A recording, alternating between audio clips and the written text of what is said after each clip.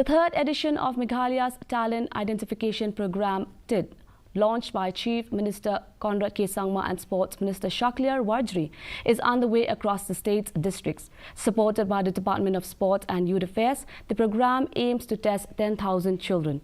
Over 6,241 children have been tested so far, with outstanding talents discovered in districts including Ampati, Southwest Garo Hills.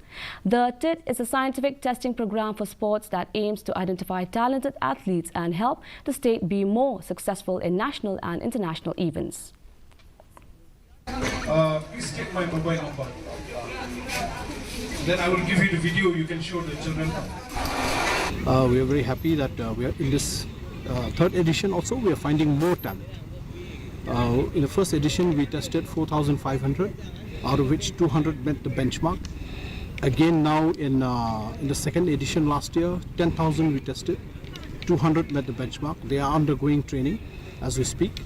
And out of the first edition, 11 reach super elite level, and they are, in a camp and being trained, mentored by Olympians.